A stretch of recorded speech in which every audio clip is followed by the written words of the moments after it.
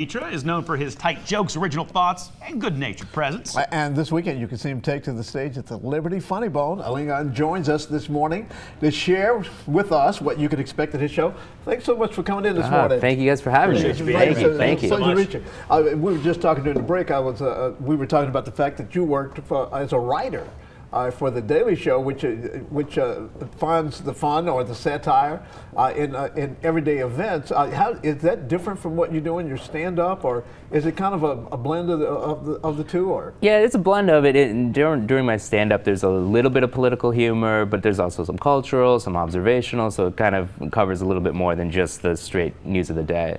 I got to imagine in the environment we're in, with the political humor especially, do you kind of have to get a feel for the audience first, or you just kind of do what you do? You know what I'm saying? I feel like you just do what you do, and then let the audience come to you. But people are a little bit more sensitive now than they were in the past. That's for sure. Yeah.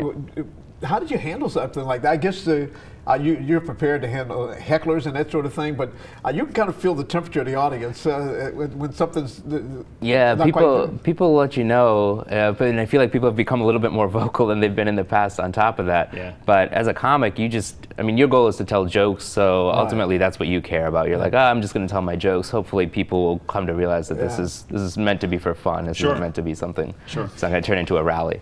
When people come out to see you, what would you say your approach is like? If you were to compare yourself to another comedian, who made you laugh? Who do you try to emulate, or do you just do you? Yeah, I think originally you have all these influences, and then they just kind of merge together, and you become your own voice. But growing up, I'd love Chris Rock, Dave Chappelle, Jim Gaffigan, so Jon Stewart. So it was kind of a blend of things, and then you just kind of become who you are on stage, hopefully. That's a small fraternity, though. When you look at comedians who have done what you've done, it's a small group of people. Do you ever stop and think about, like, I'm the luckiest man in the world? Not until you brought it up. Yeah, I guess it is pretty cool. Talk to you guys. This is great. You've done obviously the writing for The Daily Show, and you're on the road a lot now. Yeah.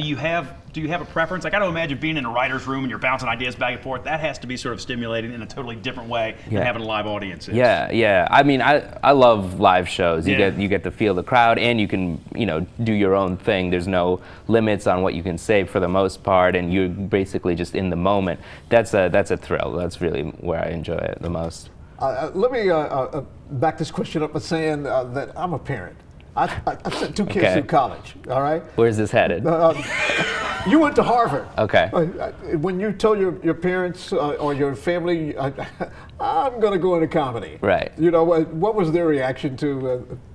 Did they disown me? Is that No, my parents are surprisingly supportive. So my dad came from India, and generally you have a pretty traditional path you're supposed to take here. But my mom's thinking is very different. Their thought is like, the reason we came to this country is so that you can pursue something artistic. Cool. So they've been very supportive, and it's really been great. Awesome. Excellent. Alingon Mitra, 2 shows tonight, 2 shows tomorrow, 1 show on Sunday. We've got more information, of course, at local12.com. Thank you so much for coming in. Thank you. Really appreciate it. Man. We'll be right back.